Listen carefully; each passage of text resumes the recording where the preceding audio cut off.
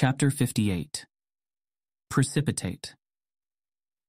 On the fourth morning of the cruise, the ship stops by the northernmost of the Sevii Isles, so people can shake off whatever cabin fever they might have before the return trip to Vermilion. Knot Island is long and thin, with a massive dormant volcano called Met Ember, hogging most of its landmass at the northern end. The port at its southern end is highly focused on tourism, with lots of restaurants, hotels, and offers of guided trips to the mountain, or the other Sevii Islands. Red and Leaf spend most of their time ashore by exploring Treasure Beach, so called because the tides often bring in pearls, shells, scales, or other valuables from the unusually high number of aquatic Pokemon around the island. There are people who scour the beaches as a second job or profitable hobby, but most tourists are required to stay relatively near to the town to avoid wild Pokemon, which means the area has been mostly picked clean. Since Red and Leaf have their Pokemon to protect them, they move farther along the coast. Crimson flies above them looking for danger, while their other Pokemon help them dig, with varying degrees of success. Luckily, no wild Pokemon attack them, and Red's just happy to spend time with his newly evolved Pokemon. Pikachu is incredibly fast compared to when he was a Pichu, able to dash from the shoreline to the tall grass beyond the sand and back, before Red can call out a command to return. They break up the digging with occasional training exercises, and even Leaf seems happy to do things like target practice again. It takes Red almost an hour to get used to Pikachu's stronger and more accurate electric bolts, but he isn't sure how much of that may have to do with the difference of the beach's air humidity. After a few hours, they manage to find a tiny pearl that some shelter spat out, as well as a small pocket of ruby star sand, the deteriorated remains of Staryu and Starmie gems that often find their way to shore. It's not much given the time investment, but upon seeing Leaf's sad expression when she carefully scoops the ruby grains into a pouch, Red manages to cheer her up a bit by suggesting they give the money from selling it to Aiko's ranch. Eventually they return to town to try one of the restaurants there for lunch before they head back to the ship. Since it's technically off the ship, Red orders food without any Pokemon in it, which also seems to cheer Leaf up. They spend most of the meal talking about what other options there are for tasty, Pokemon-free salads and pastries. Afterward, they head back to the ship, and Red tries calling Bill to see if he has anything to say about the psychics on the cruise. The inventor doesn't answer, as usual, so he calls Ayan next. "It's not unusual for us to keep details about jobs to ourselves," she says, and Red can hear the frown in her voice. "But that does seem like a context where it wouldn't be as big a deal as you're reporting. Do you have any reason to believe something criminal or wrong is happening?" "No," he admits. "It's just a feeling. Have you ever been asked to come on one of these?" His teacher laughs. "No, Red. I'm afraid I'm not quite as renowned as to be hired by the sorts of people on the cruise convention. But plenty of businesses employ psychics to help in their negotiations, and to tell if they're being influenced when they know other psychics will be around. Your plan to talk to the ship's captain seems reasonable, but I wouldn't start throwing accusations around without something more concrete to report." Red thanks her and says goodbye, then turns to Leaf, who's on the phone with his mom. "Uh-huh. Yeah." She notices he's free and says, "Hang on. Here's Red." He takes the phone from her. "Hi, Mom." "Red, can you repeat what Mr. Sylph said to you?" Red blinks, her tone forestalling any questions he wants to ask. Instead, he just recalls the conversation as best he can. When he finishes, she lets out a breath. "Okay. And just to be sure, he came to you, right? Was there any reason to believe that he might have known you were on the boat before he arrived?" "I don't think so," Red says, trying to remember what might have hypothetically tipped Mr. Sylph off. He turns to Leaf. "You didn't post about us coming online, did you, Leaf?" "No," she says, shaking her head. "I thought about it, but decided not to drive up expectations in case I wasn't able to write something. I did tell someone at Aiko's ranch, a guy named Adam, but I don't think he would have told anyone since he told me something about the cruise in confidence." Leaf says, "I heard her. So there's one potential source, aside from Bill himself. I've never met him. Do you think it's something he might have done?" Red closes his eyes and tries to model Bill as best he can. "What does he want?" Why did he send us here? What purpose do we serve in being here? He doesn't know enough. It's all speculative. I can't think of anything, but I mean, the two probably do business together. Mr. Sylph might have asked if Bill was coming, and he told him we were instead. Yes, that's what I was afraid of. The tension in his mom's voice adds worry to Red's confusion. He can't imagine what his mom is so concerned about, but she's not the type to worry needlessly, and clearly she has some information he doesn't. And he hasn't talked to you again since that first time? No. What's going on, Mom? It's a long story, but the less you know, the better, from what Leaf told me about all the psychics on the ship. Red's hand tightens on the phone as protective anger creeps up his temples. You think he's trying to get to you somehow? Through me? He acted so friendly, too. Maybe not explicitly. Just stay calm and avoid him as best you can for the next few days. Can you do that for me? Of course. Sorry if I said the wrong thing to him. No, hun, I'm sure you didn't, and you couldn't have known either way. I could have told you earlier, though maybe it's best that I didn't after all. I'm sorry you're getting caught up in this. Red feels curiosity warring with his sense. She just said that the less he knows, the better, and he's still itching to know more. It's okay, he says after a moment. Does that mean you won't try to pry into it yourself? Red is acutely aware that the last time they met in person, she was berating him for breaking a promise to her. She's not using the word, but she doesn't have to. You can tell me when the cruise is over, though. Yes, and I will. I was planning to soon anyway. Okay, then. Sylph probably has a psychic constantly in his mind to let him know if another tries to invade it anyway. Thank you, Red. Just enjoy the rest of your cruise as best you can. I love you. Love you too, Mom. He hands the phone back to Leaf, who says goodbye shortly after, looking as troubled as him. Well, what else do you know about all this? I promised I wouldn't say, Red, plus the psychics. Plus the psychics, meaning she promised in a context separate from knowing about them. But he's sure she has her reasons, and slowly lets the anger go as he breathes out. All right, fair enough. Leaf looks a bit surprised. Really? Red smiles and starts looking through his phone directory again. I've found that trusting you is pretty easy, in general. Come on, let's see how Blue and Aiko have been doing. Turns out, not so well. Oh no!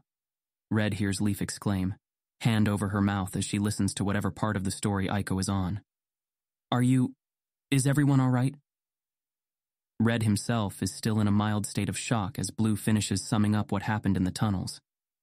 That really sucks, Red says, thinking of how much time and effort he and Blue put into training Kamuri back in Pewter.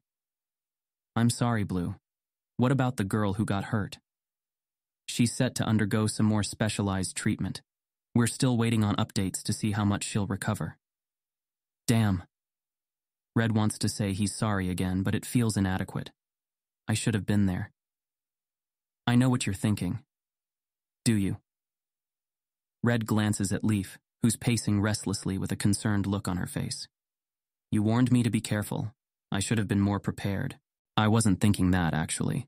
Just wishing I could have helped. Oh. Yeah, it would have been good to have you down there. Red isn't sure how to respond to that. He wants to say sorry again, this time for not being there. But it would feel hollow, knowing that he'll be going to train with Sabrina soon. Again, he feels like he should say so, and again he balks at making the words real. Not sure how to actually approach the topic given yet another example of what he's risking if he leaves. How's the cruise anyway? Blue eventually asks after the awkward silence spins on a while. Oh, good, Red says, relieved. Some of the tech is really cool. Oh shit, Blue. I totally forgot. You guys haven't heard anything yet, right? It hasn't leaked? What hasn't leaked? So Red sums up the Pokemon cloning tech demonstration, along with all the shortcomings, both admitted and imagined by Leaf. Blue, you there? Yeah, he says, sounding a bit dazed. I'm here. Red grins. How blown is your mind? Red, I know. How long? Blue demands. How long before it's ready? Damn it, I already wiped Kamuri's ball. Why haven't they already announced this? I don't think they know yet. Red notes his own surprise. He hadn't expected Blue of all people to want to bring back his Pokemon instead of get a new top-shelf Mon. But after further thought, it makes sense. Blue has never wanted to be seen as taking an easy route. He wants to prove he has what it takes himself to train and raise the best Pokemon. Honestly, I'd be surprised if they even know what's wrong. If it turns out to be trivial, maybe they'll be ready in a year or two. If it turns out not to be, well, a decade, maybe a bit more. Blue lets a breath out. Yeah. All right then. Still, this is going to throw the markets into chaos. Not just Pokemon markets, all of them. Shit, yeah. Is there any way we can use that? People are talking about which stocks to short sell, so maybe that. I'm not really sure how it works, though. Something about borrowing stocks, selling them, then buying them back when the price is down. I'll check with the others, and Gramps and Daisy. Maybe someone will know how we can get in on it. Damn, I don't have time for this now. What's going on? Red asks. I'm getting ready to fight Leader Surge.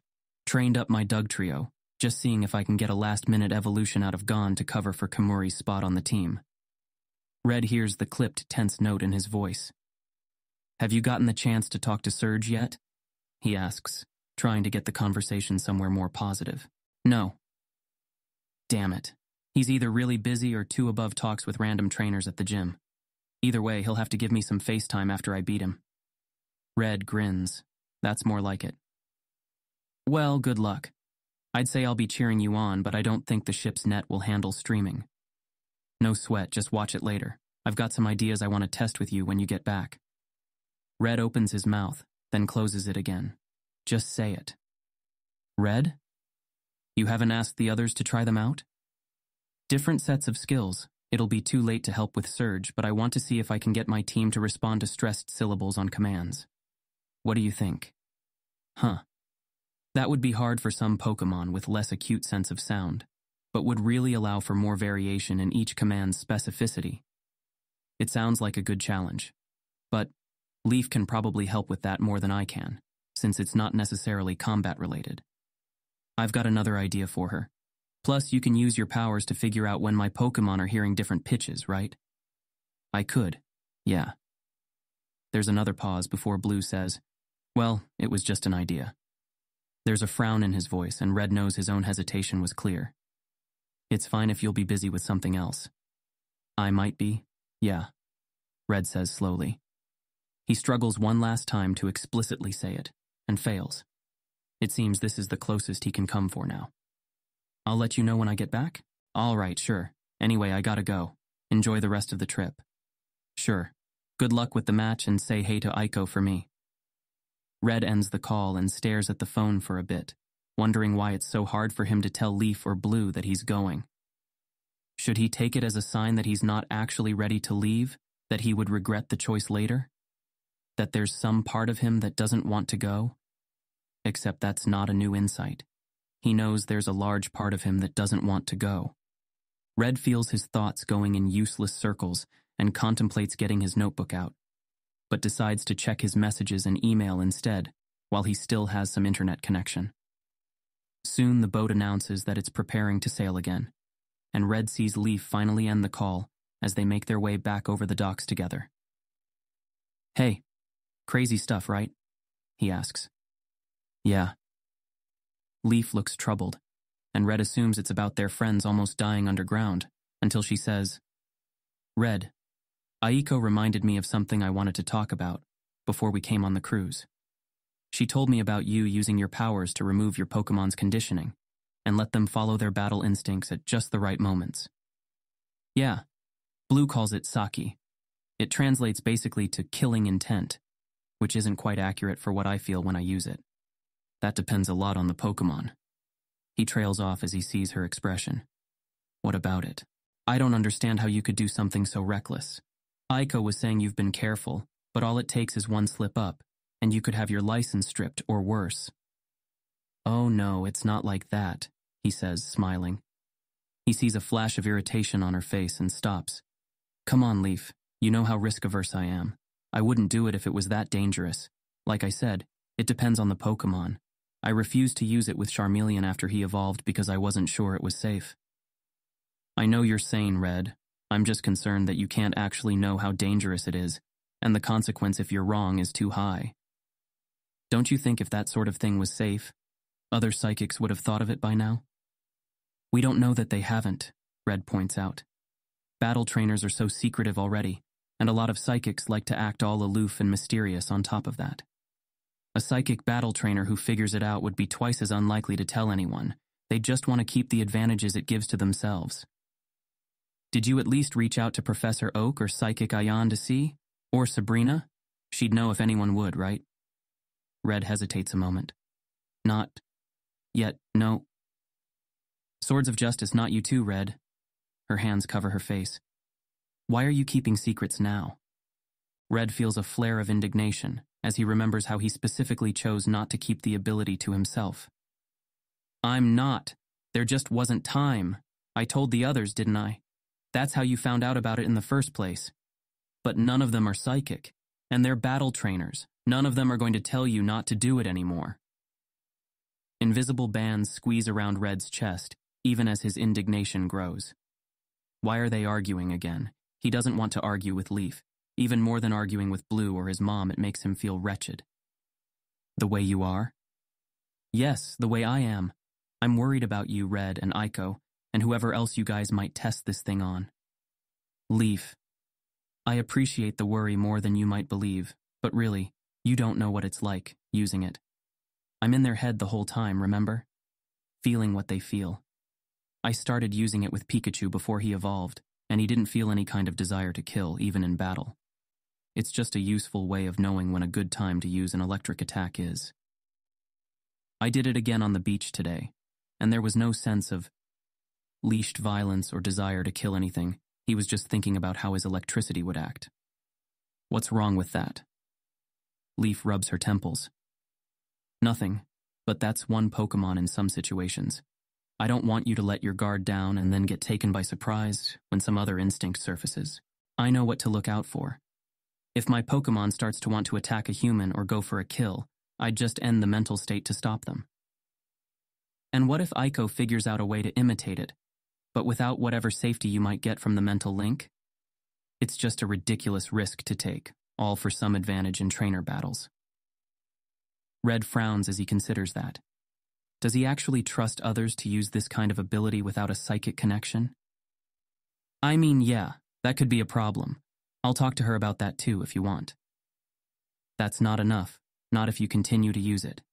Even if she says okay, others might figure it out and try. So, what, you do want me to keep it secret now? Red asks, bewildered.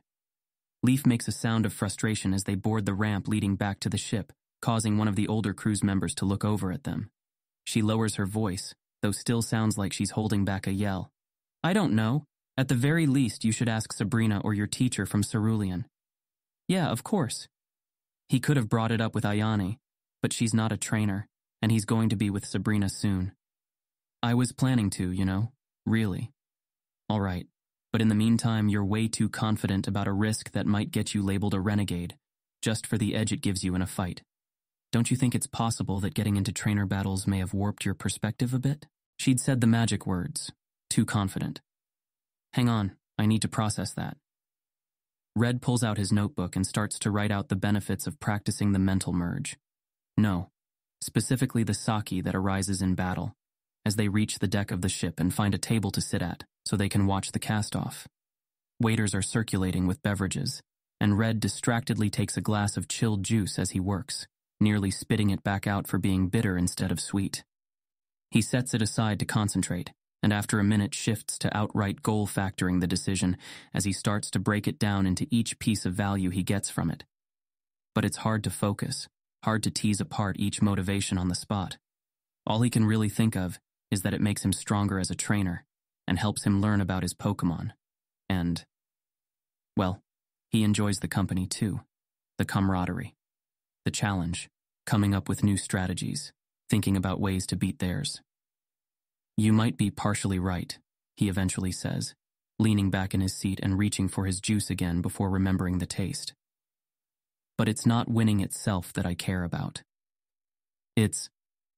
There are a couple things, and I won't deny that it's exciting to use it in battle and pull off a win, but it's not that I need the win. It's the craft of it.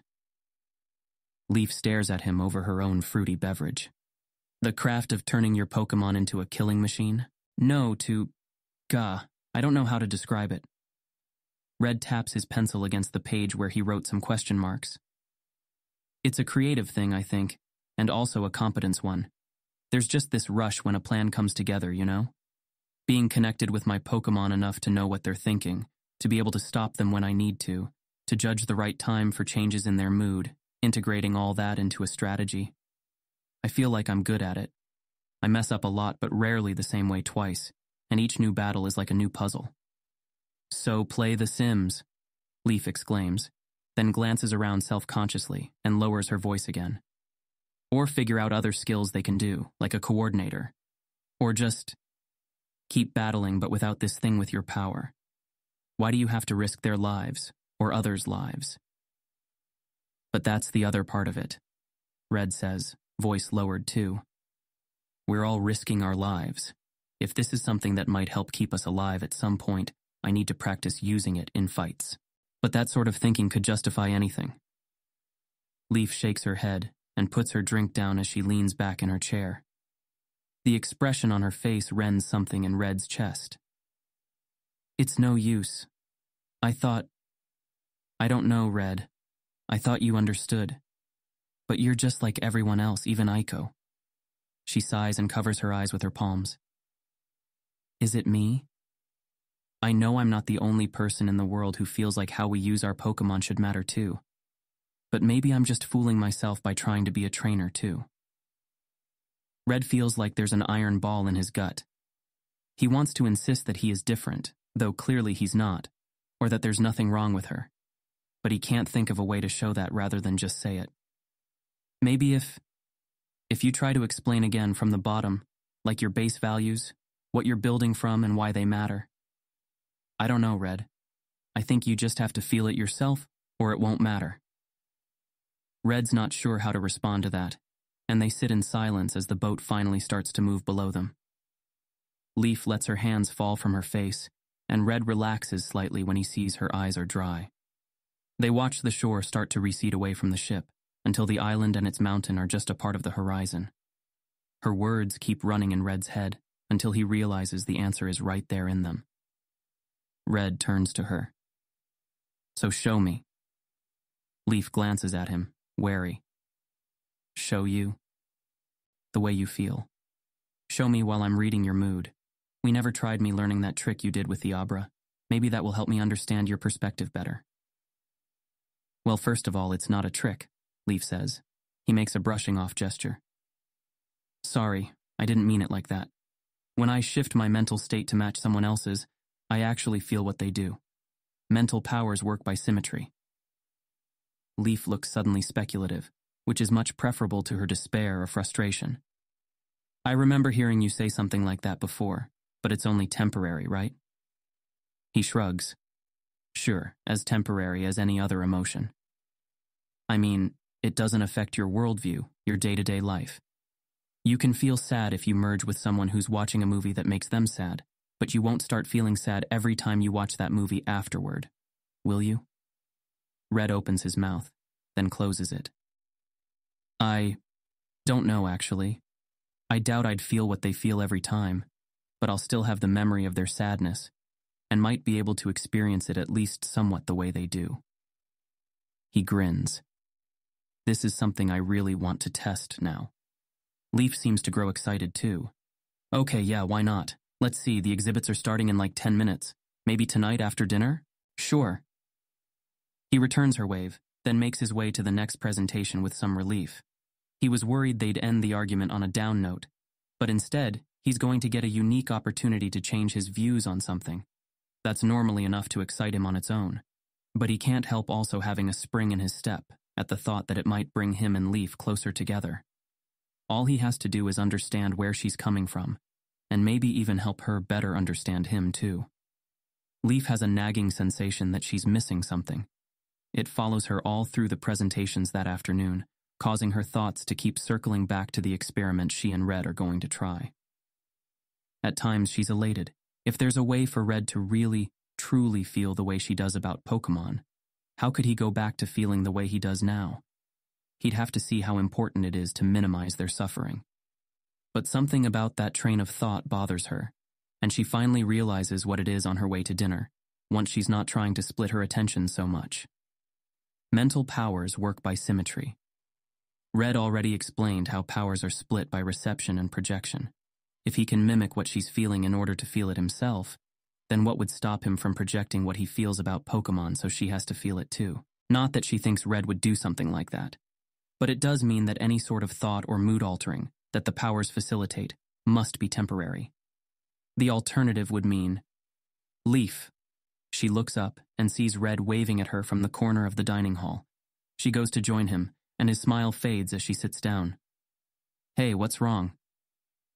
Red, have you heard anything about psychics being able to change how others feel about something permanently? A chill works its way up her spine as she thinks of the way Giovanni, probably, set a psychic to read her thoughts, and possibly project moods onto her, without her even knowing. Sorry. Better question. How do we know they don't? Is there anything you can think of that would stop it? Red blinks. Well, first off, I think others would figure that out. Even if there was some worldwide conspiracy among psychics, which, no one's told me yet, there are also some people just psychic enough to notice when others are merging with their minds, and they'd have no reason to keep quiet. Couldn't they just make someone feel ambivalent about it? They would have to feel ambivalent about it too, which they clearly don't if they're going out of their way to force it onto others.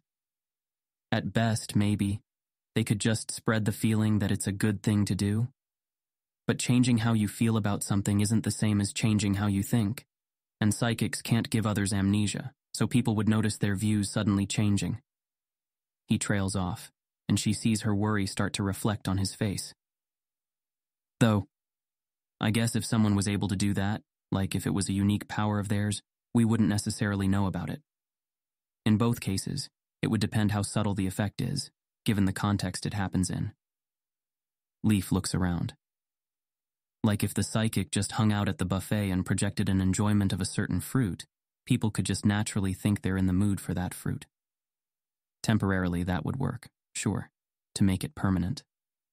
Leaf watches Red's expression as it shifts into his now familiar thinking face, and she smiles when he brings his fork to his mouth, without realizing that most of the spaghetti on it fell off. Whatever Red's other flaws might be, she appreciates how readable he is.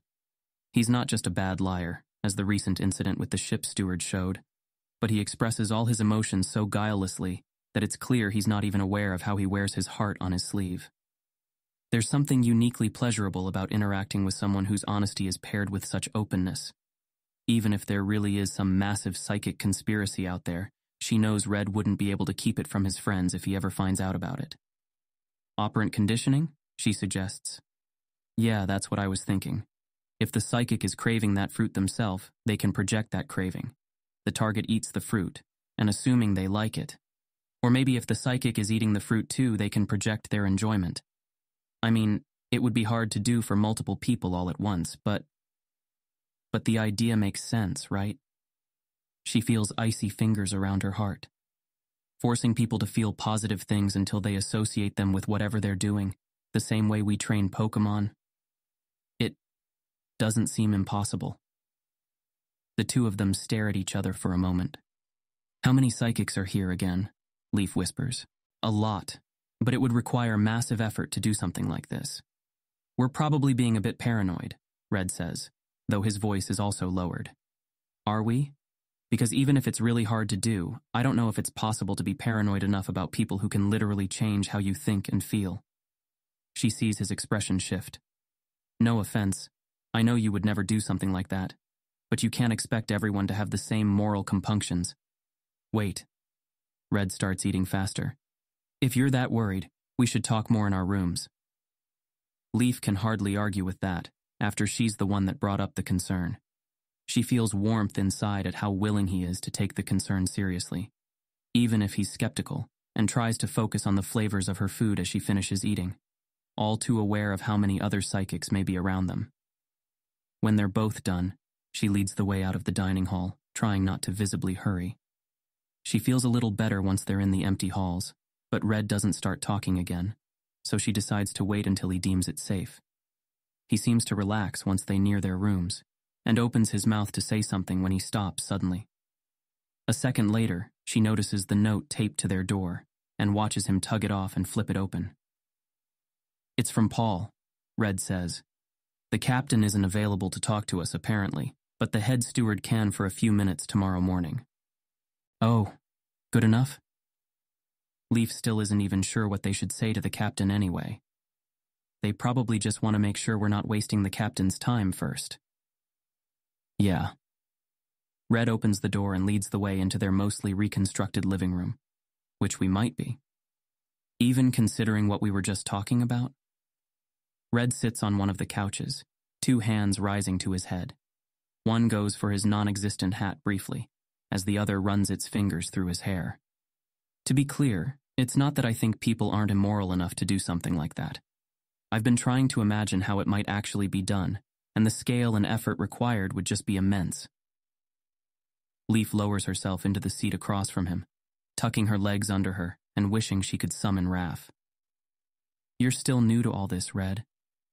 You can't know what a really experienced or powerful psychic, or a group of them, is capable of. I'm more curious to know why I haven't heard people talking about this before. Like not even psychic villains in movies or books do this." Red's gaze drops to his folded legs, probably because the only way to stop it would be to kill all psychics. Leaf frowns. "That's not... isn't it? Really think about the consequences of what you're saying being true. How do you think society would react? What possible solution could non-dark or non-psychics come up with that actually wards off that kind of fear?" Leaf thinks for a few minutes, and Red lets her, eventually taking his notebook out to write in. How would she try to be safe from a threat like this? Write down all her major opinions and preferences, check over them every month, write out events that might realistically change people's preferences so she can track those that make sense. But people sometimes change their preferences for no apparent reason at all. Leaf remembers hating hummus, sometime between when she first tried it and after she stopped eating Pokemon, until one day she tried some again, and it tasted great. At the time, she thought that one just had a really good recipe, but after that she enjoyed most brands to some varying degree. She also thinks about a show she watched before coming to Kanto. It was about a bunch of angsty teenagers who went to a special school for kids with magic powers, but kept whining about how empty their lives were when they could have whatever they wanted. At first, she watched it to laugh at how terrible it was, but eventually she started to actually get invested in the story and enjoyed it, for the most part. All of which is normal behavior that everyone probably experiences from time to time. Except maybe it's not, some of the time. Leaf doesn't actually believe that some psychic employed by Big Hummus is going around singling kids out to make them change their tastes. But if she ever changes her mind about something that's more important, she'd probably feel pretty paranoid if she knows that psychics could cause that change. Leaf's recently filled stomach churns as she thinks of the ways society would probably react to that knowledge. No psychic would be able to do business with someone without them being suspicious, or marry a non-psychic. And yes, it's even possible that they might get killed, depending on the culture. From what she understands, Kanto has a history of treating its psychics with something close to reverence. Today they're respected and valued beyond most other professions. Unova's past treatment of psychics wasn't nearly so rosy, and they're much less high status today. "I don't think a mass killing would happen," Leaf says at last, and Red tucks his notebook away.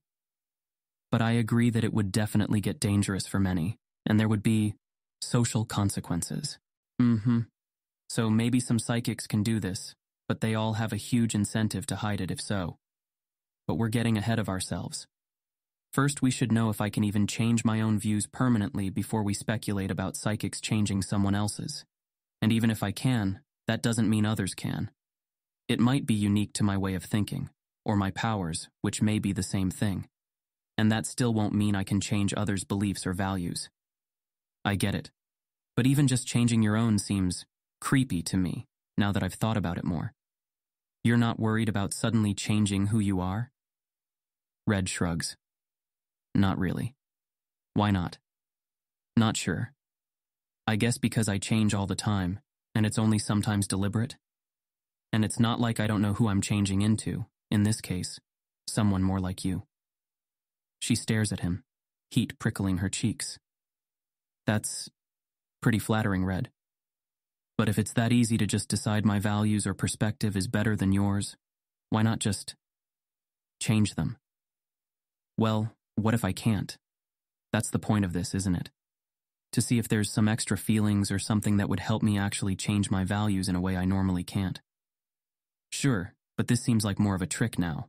Is it really okay to force yourself to change? Why wouldn't it be, if I'm choosing it?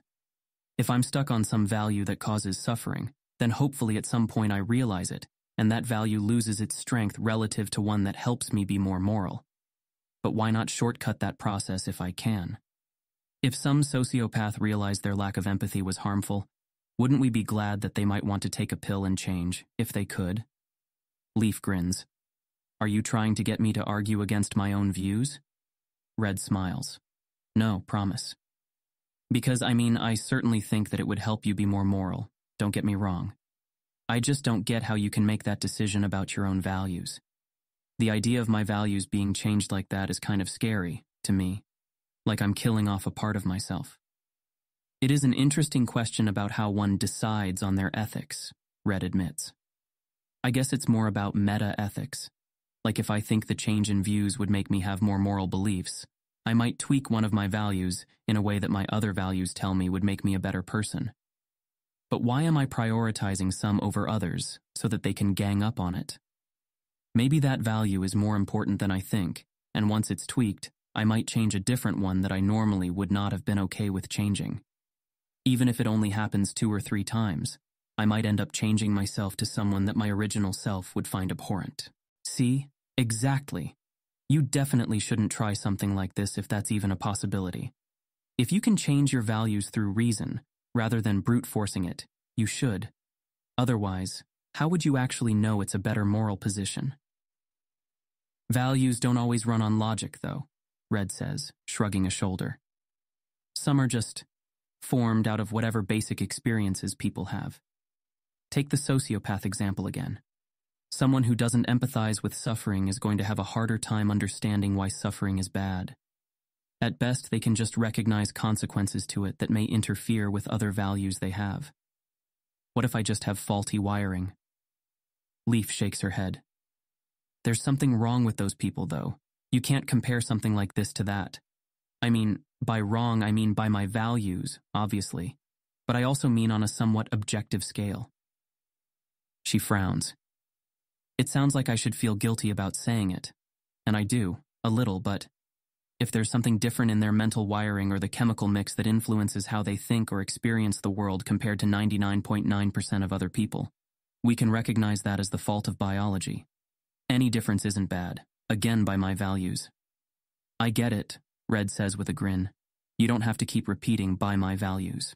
Okay, but I just mean that it's not the difference itself that I think is bad, but the kind of difference this in particular is. It's just such a huge breakdown of a core experience in society, which leads to some pretty important values. As long as we have that common ground of basic values to draw on, particularly things like anti-suffering, and happiness, and truth, and logic. Leaf trails off, thinking about the people who argued against her Pewter Museum article. They would say that they valued those things. Well, we'll still probably disagree about a lot of stuff, but on a long enough timeline, with enough resources and discussion, we should be able to reach agreement eventually. If there aren't other values that take precedence, and I don't think there are, for us. I don't think there's something missing in you. Even as she says it, she feels a bit of doubt inside.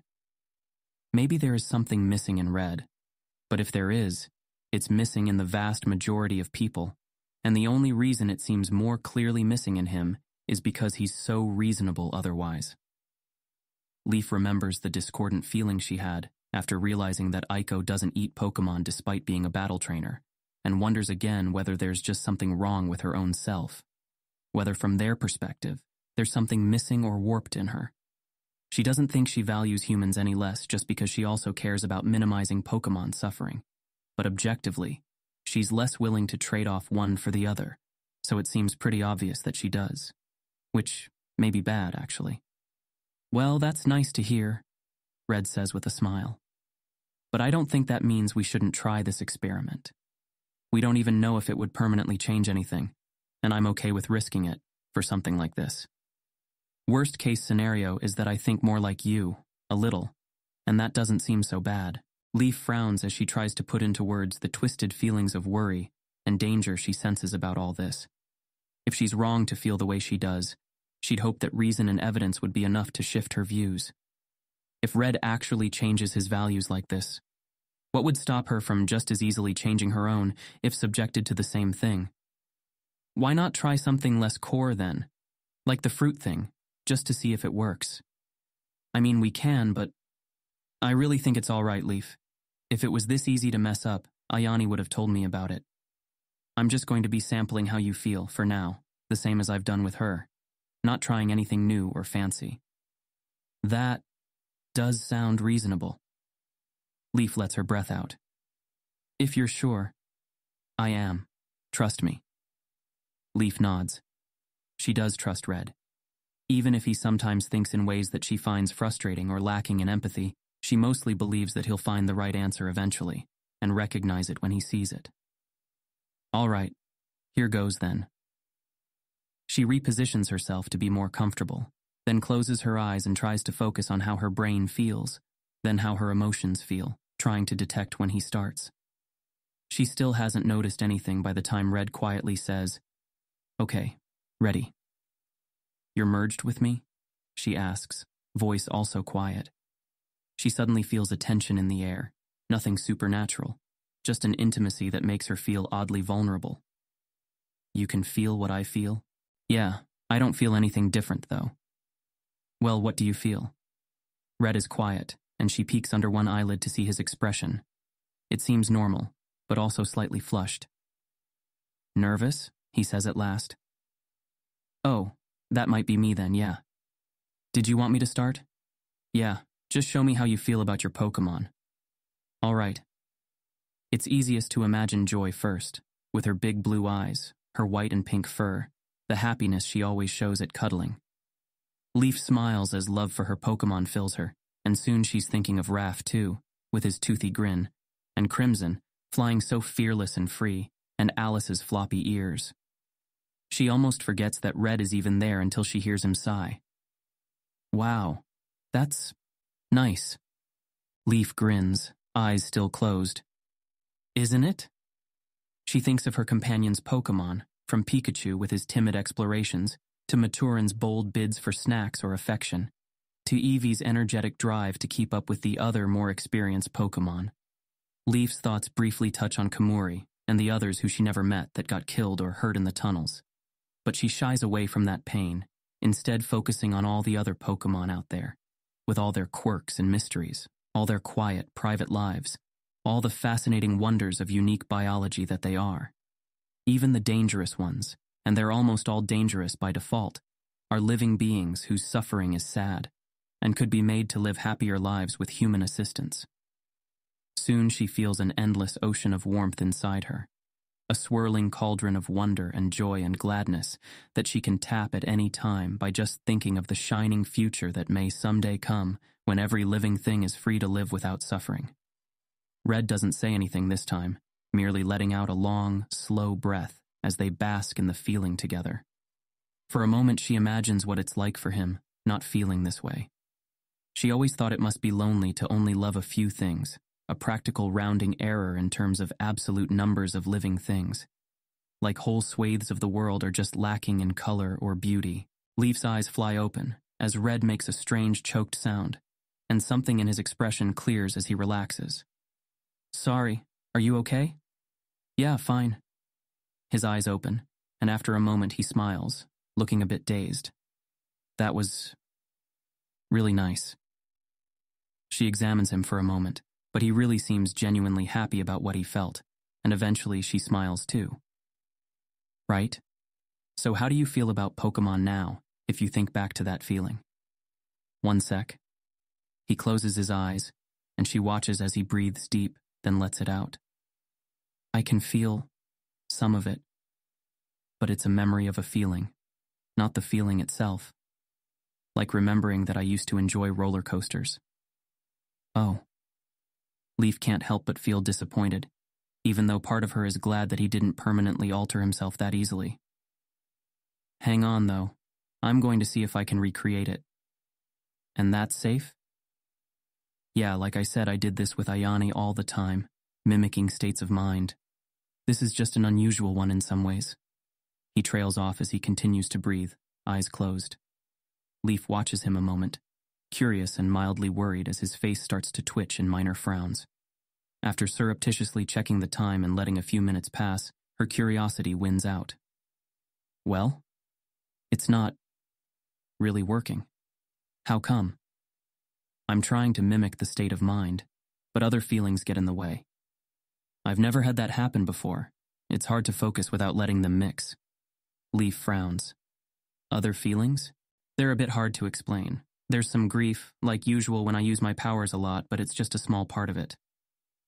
Well, can you project it so I can feel what it's like? Red opens his eyes in surprise. I don't think I should. It's not pleasant. If he'd said it was dangerous, that would be one thing. But unpleasant she can handle, if it means better understanding what he's going through, and what obstacles are in the way of seeing eye to eye. Hey, you risked having your values altered by me. I think it's fair to see what you're going through when trying to recreate how I felt. Okay then. Starting. The psychic connection is felt immediately, this time, like some giant drain got unplugged deep inside that endless ocean of joy in her. Its waters rapidly receding from the shore of her thoughts as it gets sucked down. She barely has time to panic before more sensations are there. The drain revealing jagged rocks that don't translate into words, but in flashes of insight and concepts that only roughly bring up errant thoughts about how Pokemon hurt each other all the time. They hurt humans. They killed Red's dad, killed Blue's parents. They're not people. They're just biological machines. They're monsters. She starts feeling a sort of creepy, crawly disgust, a fear of something alien, and suddenly imagines bug Pokemon, all the most vicious and creepy ones, until she physically flinches. They're wondrous but dangerous. They feel sensations, but they don't care about anything. They can't. Any joy they feel around us, they were conditioned to feel. They're other.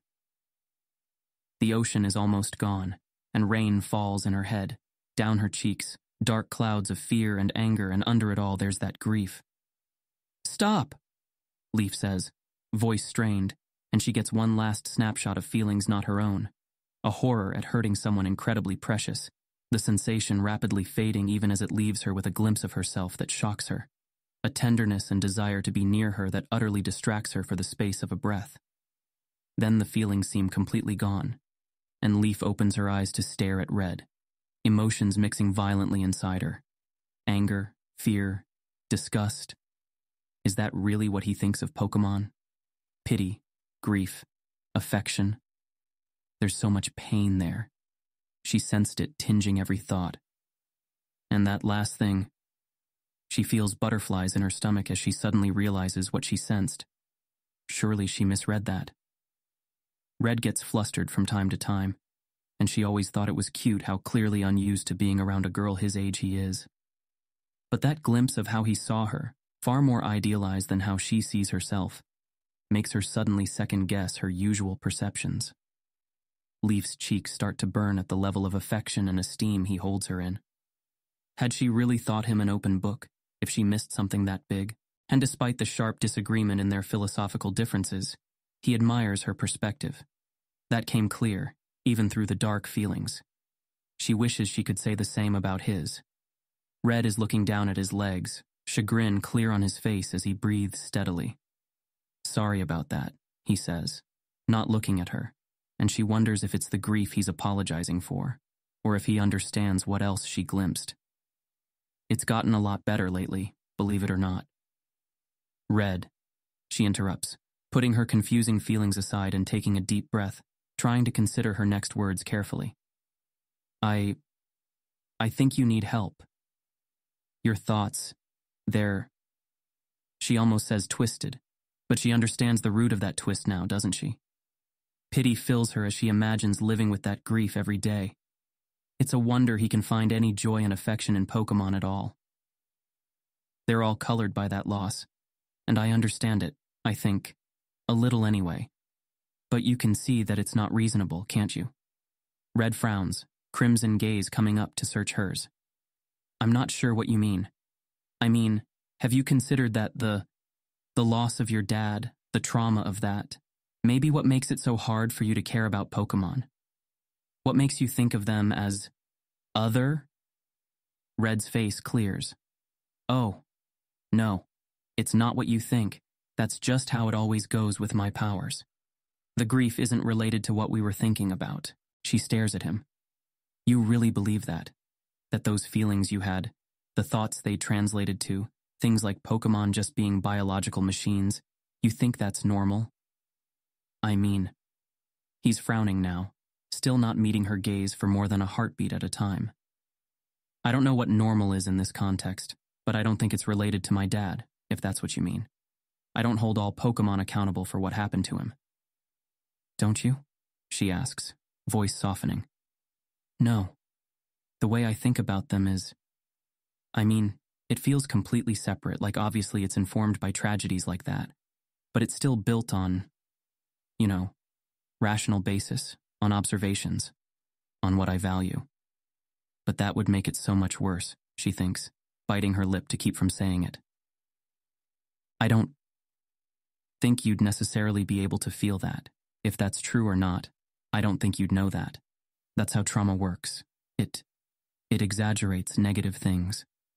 Red's brow is drawn, his lack of understanding making her heart sink. I'm telling you, that's not how it is, he says. You're just linking the two feelings because they seemed so entwined in the projection. Look, I'll send you something unrelated. No. Red's frown slips, and he looks ashamed. Sorry, I didn't mean to make you feel that. Leaf makes a conscious effort to relax. She hadn't meant to yell. No, that's all right. I just don't want to feel it again right now, or anything remotely like it. And I believe you, that it'll come across regardless of what the topic is. But that doesn't rule out the idea that they're connected.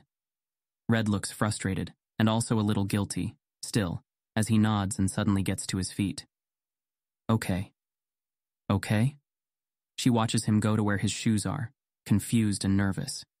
Yeah, I get it. I'll think it over. He slips his sneakers on, and with a start she realizes that he's leaving.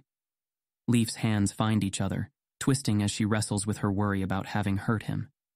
She didn't mean to push him away. Where are you going? Nowhere. Just want to clear my head. He still won't look at her, even as he steps out the door and closes it behind him.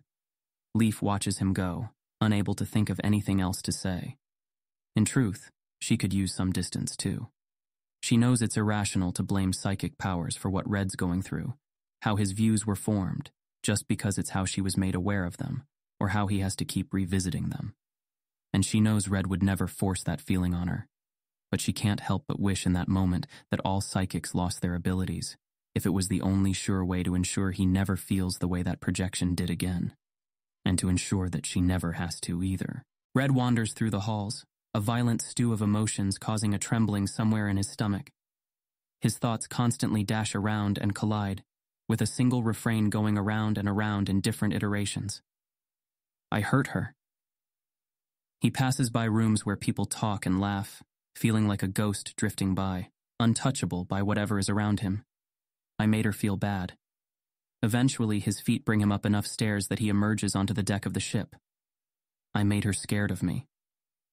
On the first few evenings of the cruise, the decks were often populated by attendees looking to enjoy the sunset over an uninterrupted horizon. Red goes to the eastern side so he can have the ship's rails to himself.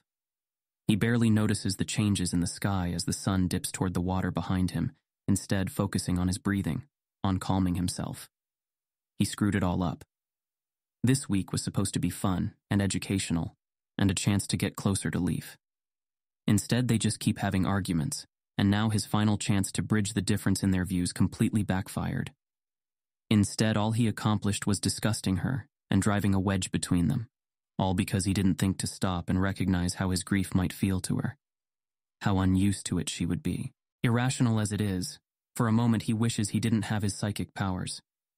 If it meant undoing what had just happened, if offered at this second, he would give his abilities up to turn the clock back and take away whatever hurt he inflicted on her.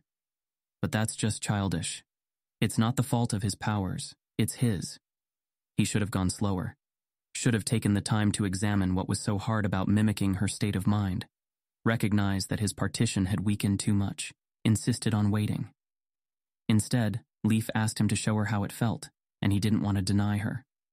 And now she'll probably never let me try anything like it again. Maybe just not anytime soon, but if the cruise ends and they still haven't resolved this, if he leaves to train with Sabrina, he and Leaf will just keep drifting further apart. He knows they will. It feels like a branching timeline in his head, where one path leads to futures he'll be forever barred from if he doesn't get the chance to understand her better. Why is he choosing to leave her? Leave all of them, that is. Blue and Aiko could have been killed in those tunnels. How can he help keep Leaf safe? Keep them all safe if he's not with them? His goal factoring was done before he knew how close they'd come to dying without him even being aware. How could he risk going off with Sabrina and finding out secondhand that she...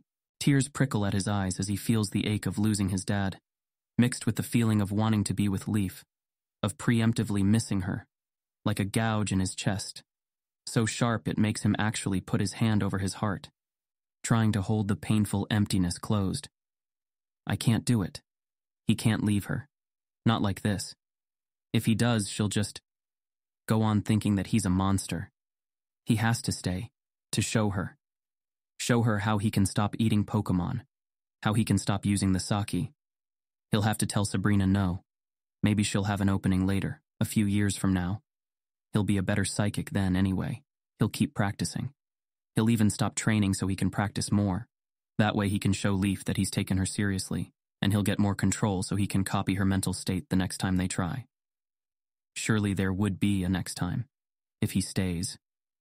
There's a voice inside wondering if he's really okay with that, with not spending any more time with Blue and Aiko's friends at the gym, with not exploring the use of his powers in battle. But it's a small voice, easily shouted down by his other desires and fears. Red rubs his face, then moves away from the railing to head back to the room and tell Leaf. His heart feels a bit lighter just having made the decision. As he walks through the halls, he notices how oddly quiet everything is. There's no sound of chatter or cheer coming from the various common rooms, though the lights are on. Dinner should already be over. People were already gathering in various lounges when he was headed to the railing. Where is everyone now? He sends his mind sense out briefly, a bit longer than a locating ping, just enough to get a sense of the general mood of the thoughts. Worry, panic, resignation, sorrow. Red stops in his tracks, eyes wide, then bursts through the door to his side where he sensed a crowd of people, about to ask what's happened. His eyes absorb the information in bursts, jumping from place to place. A monitor, hanging on the wall. The timestamp on the news footage, a few minutes old. Dark, roiling clouds, blotting out half the horizon like a cloak. Stabs of light illuminating the coast below them. Dropped from cloud cover less than 10 minutes ago, according to eyewitness reports, the news anchor is saying, voice distant to Red's ears. It was only for a few moments, but combined with satellite images, we can now confirm that Zapdos is making its way in a north-northwestern direction. The image shifts to a storm projection map that shows the cone of probability engulfing Ambertown, Vermilion City, and possibly the Pokemon Tech campus, farther to the west.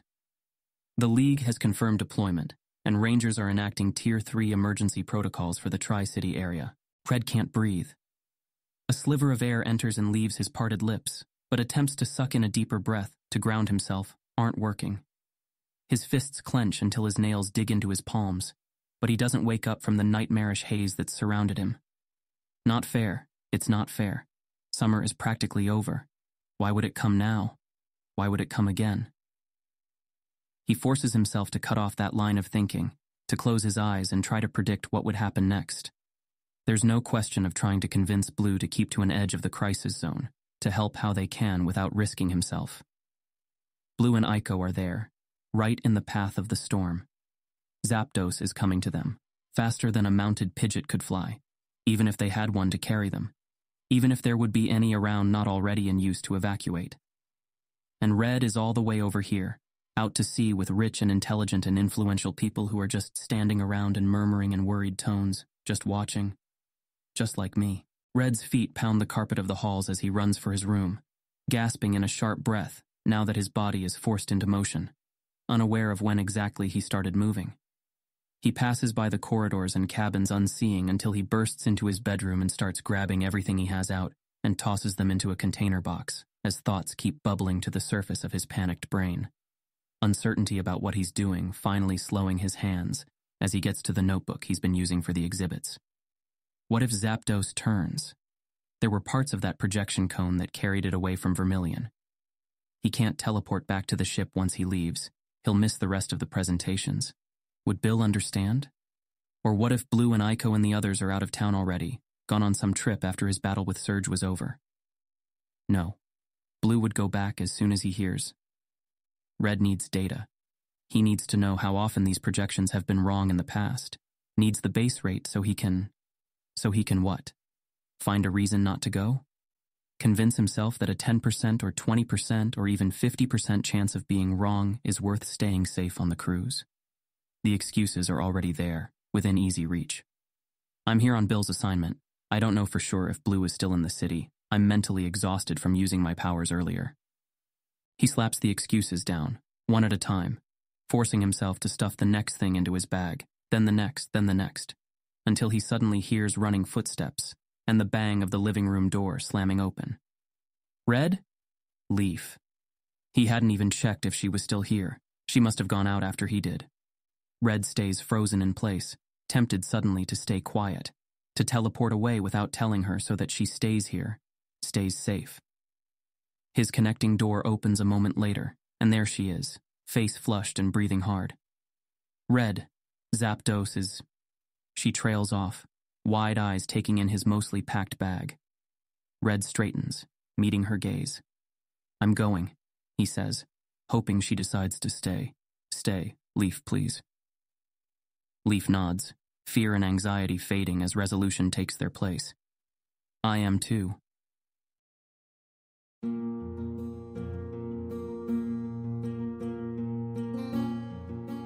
This has been an AI reading of the Pokemon fanfic, Pokemon, The Origin of Species, written by Daystar Eld. If you enjoy this work, please visit patreon.com/daystareld, where you can support the author. Additionally, if you enjoyed this podcast and wish to help support the creation of others like it, you can visit patreon.com/askwhocastsai, where we are releasing episodes 4 weeks in advance of the regular feed. Thanks for listening.